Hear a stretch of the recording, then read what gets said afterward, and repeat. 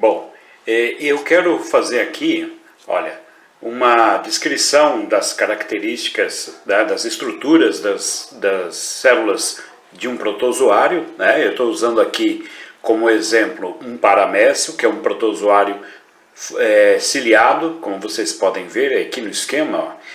O entorno dele tá cheio de cílios microscópicos que fazem ele se locomover dentro da água, né? O batimento deles faz o protozoário nadar, tá bom? E por causa disso, esse protozoário tem algumas coisas específicas por conta do fato dele ter bastante cílios em volta do corpo.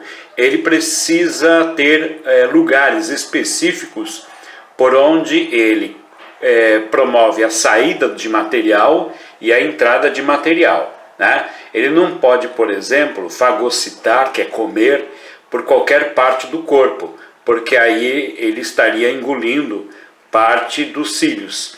Também ele não pode fazer a exocitose, que é jogar fora material antigo de dentro do corpo, porque também ele estaria prejudicando os cílios. Então, ao contrário daqueles protozoários que não têm cílios, os que os têm, eles precisam de certas características que são exclusivas, tá bom? Então vamos fazer, por exemplo, nesse sentido horário, começando aqui, né, onde está mostrando que existem resíduos que foram eliminados, tá? Bom, esse resíduo ele está sendo eliminado por uma estrutura ou uma formação aqui chamada de citopígio, tá? Bom, o que a gente pode dizer a respeito dele?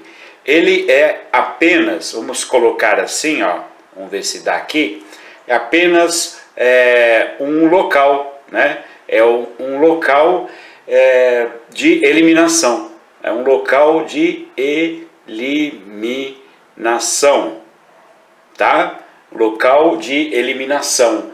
De quê? Daquilo que não serve mais para ele, daquilo que o protozoário tem que jogar fora para não encher a parte de dentro dele de resíduos, de toxinas, sabe? Coisas que prejudicam ele. Então, local de eliminação de resíduos, por exemplo, tá? Resíduos, ok? Então aqui como se ele estivesse excretando. Então ele tem que ter um poro, né? Para fazer isso ele não pode fazer em qualquer lugar, a qualquer momento, porque os cílios atrapalham. E justamente, gente, por causa dos cílios, existe uma estrutura bem grande aqui, olha, que envolve três coisinhas diferentes. Então, por exemplo, essa parte aqui é chamada de citofaringe. A citofaringe, ela é um canal que estabelece uma comunicação entre o interior do protozoário e o meio ambiente. Então, essa citofaringe é um canal, tá? Vamos colocar assim, canal de comunicação. Vamos lá, comunicação, tá?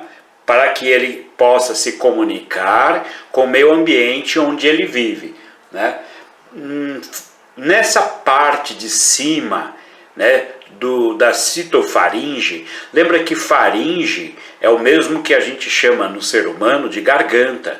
Então aqui é como se fosse a garganta dele, então ele está engolindo coisas por aqui. E essa partezinha aqui da entrada dele, você tem a citóstoma, né?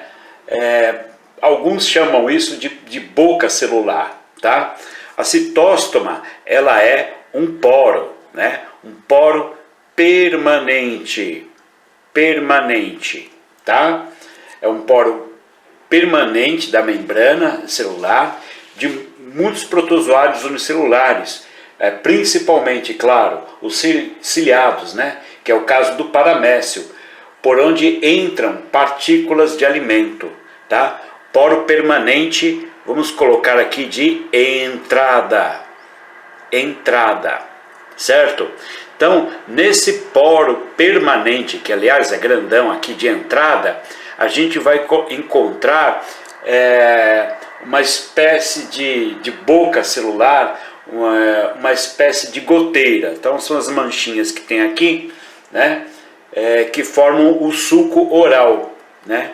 E o que o suco oral faz? Ele vai conduzir, né, ou conduz partículas, né, alimentares. Para onde? Para dentro das células, obviamente, porque aqui, todas essas estruturas aqui, elas são para que o paramécio consiga ingerir alimento, né, e se nutrir. Afinal de contas, ele é um ser vivo heterotrófico, ou seja, é um consumidor de alimentos. Aqui os cílios, tá, que não tem muito o que dizer, né, são estruturas proteicas que fazem com que ele se locomova dentro da água. O citoplasma é a região toda, né, não é uma estrutura, é toda essa região onde nós encontramos as organelas, tá? Então, vindo agora para cá, eu encontro o vacúolo contrátil ou pulsátil, tá bom? Elas existem principalmente em protozoários desse tipo para realizar a osmorregulação, como se diz, né? Como é que a gente pode colocar? Vacúolo contrátil, vamos por assim, realizam a osmorregulação, tá? Ou seja, ele controla a quantidade de água que tem entre o lado de dentro do protozoário e o lado de fora, tá? Isso chama-se a osmorregulação, tá? Nessa osmorregulação, ela controla o volume da célula, ok? Controla o volume da célula. Então, elas deixam o meio externo com uma concentração idêntica ao meio interno do ser vivo. Então, ela permite, gente, a expulsão do excesso de água e também, junto com esse excesso de água, acaba saindo as excretas, né? As excretas celulares, tá ok? Assim como faz, por exemplo, o citopígio. Aí você tem também, vamos separar aqui, né? Aparece a palavra macronúcleo e micronúcleo. Então, como assim macronúcleo e micronúcleo? Bom, por conta do tamanho, a gente já deduz a razão do nome, né? Agora, o que fica curioso a gente saber, por que dois núcleos, um macro e um micro, né? Então, isso é uma coisa importante na função vital do paramécio para que ele possa se reproduzir, tá? O micronúcleo, nesse caso, vamos colocar aqui, ele atua diretamente na reprodução, tá? Na reprodução, seja ela assexuada ou sexuada, tá? Não queremos dizer que, não podemos, aliás, dizer que o macronúcleo também não participa desse trabalho. Sim, ele também participa desse trabalho, mas o que acontece? A gente não pode esquecer, reprodução, que quando uma célula se reproduz, é um processo de mitose, e não existe mitose sem participação do núcleo, tá? Mas a gente também não pode esquecer que esta célula é especial, ela é um ser vivo independente. Então existe a necessidade evolutiva de ter uma parte do DNA, o chamado micronúcleo, especializado em reprodução. Não que o macronúcleo também não o faça, tá? mas existe uma especialidade desse aqui, tá? Então ele além de participar do processo de reprodução, no caso assexuada, porque o caso é a mitose, né? É a mitose que acontece com ele.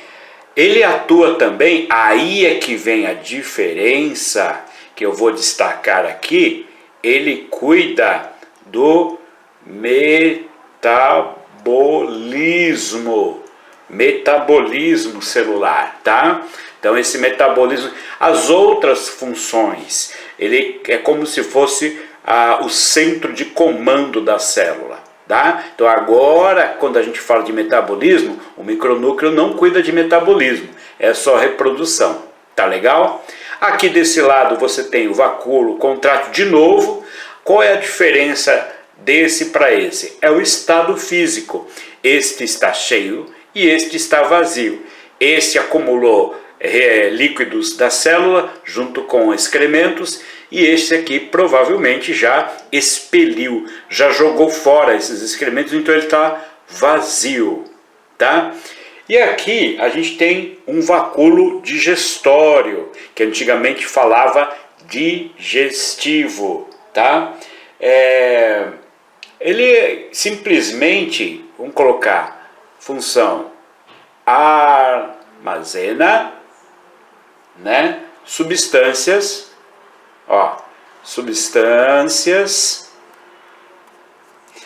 tá, que são relacionadas à nutrição, ou seja, comida, tá? Comida, armazena comida. Aliás, dentro desse vacúolo digestório pode aparecer também as enzimas digestivas, tá? O vacúolo digestório é um lugar onde está acontecendo algum tipo de digestão celular. É como se fosse o estômago da célula. Tá legal, gente? Bom, essas informações que eu queria passar para vocês nesse vídeo, tá bom? Um abraço para vocês e até a próxima. Bom estudo, tchau!